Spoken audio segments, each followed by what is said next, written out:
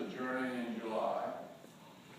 You need to take this year off, and maybe two, and let's get the next president elected, and you can do the kind of research and rest up so that we can launch a Poor People's Campaign, and you'll still just be 40 after 2 years off.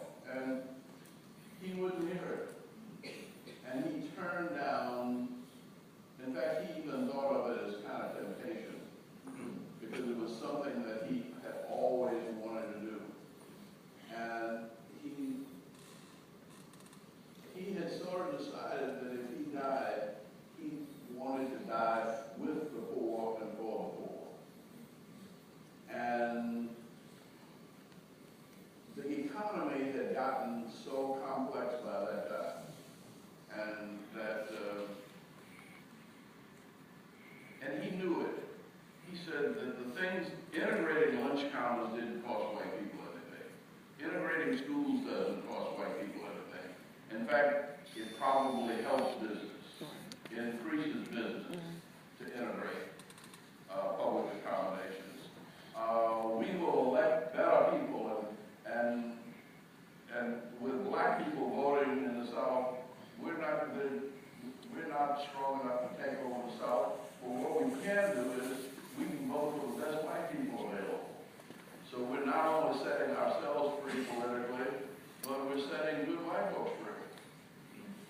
And you saw that pretty soon. I mean, right after his death, the old South sort of disappeared, and you had Askew here in Florida, Jimmy Carter in Georgia, and Dale Bumpers in Arkansas, and that was the beginning of a Southern, a new South emergence.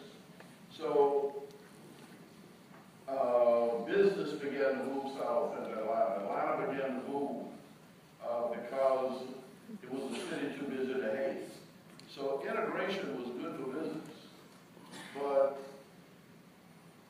he felt that the economic question was going to be more of a challenge for America,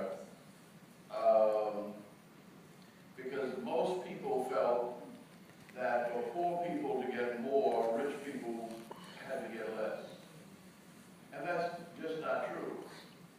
The more you include people in the economy, the bigger the economy, the bigger the pie gets, and everybody does better the larger the economic unit. But we hadn't learned that lesson yet. And people were still thinking communists. Communists are the ones that say, you got to overthrow the rich for the poor to have something. But that has turned out not to be true. Atlanta is better off now with 100 or more black millionaires. I mean, I got so many millionaires that came about because of what we've done in the last 20 years, 30 years, that I don't even know. I mean, when we raised $5.5 million for Barack Obama, and people paid $40,000 to have dinner with Tyler Perry and Oprah and Obama, and I didn't know what 2 or 3 people were. I couldn't afford to go. And then there was another group that went out to Tyler Perry's studio and paid $5,000 or $10,000 a piece. See? And I never knew we had that many black people with that much money. But Atlanta has grown from 1 million people to 6 million people now. And it has grown because of the Olympics, because of the airport. Our airport cost us $10 billion. But you know, nobody worries about it, because in 2010, it generated $52.3 billion. And it created 234,000 jobs. Okay? So we have made capitalism work for rich and poor, black and white alike.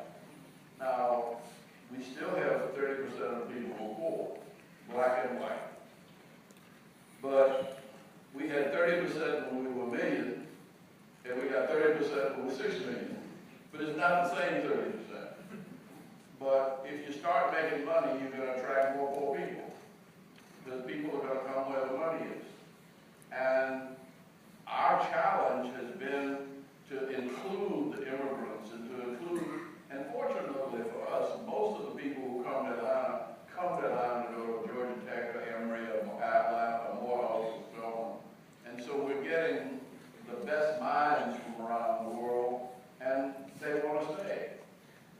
So as so many commemorations are coming up, 50 years, 1963, the Birmingham church bombing, the March on Washington, we get into the Civil Rights Act anniversary, the Voting Rights Act anniversary.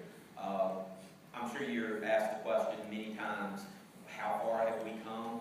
What needs to change? So I'll pose that to you. Well, Dr. King's motto was to redeem the soul of America from the triple evils of racism, war, and poverty.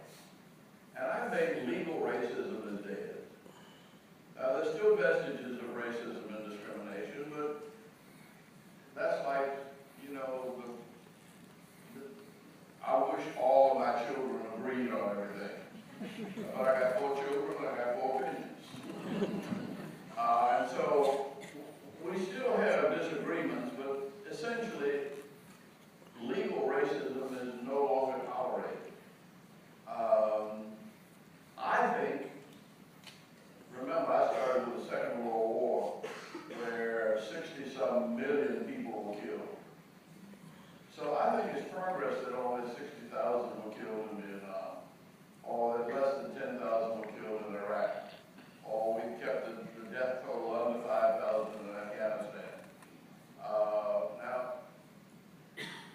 And I think it was a nonviolent demonstration that happened.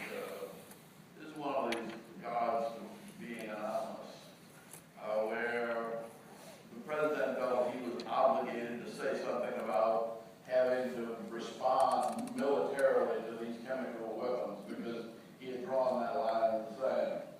And then Secretary Kerry slipped and said, well, we'll have to do it unless they turn in all their weapons. Well, nobody expected them to do that. But the Russians jumped at the opportunity to say, we will take the weapons. Now, really, that's what we did. That's a classic nonviolent scenario. The slip gave the Russians a face-saving way out because they were embarrassed about having to veto for chemical weapons. The Russians don't want chemical weapons. They still have enough problems in their 66 different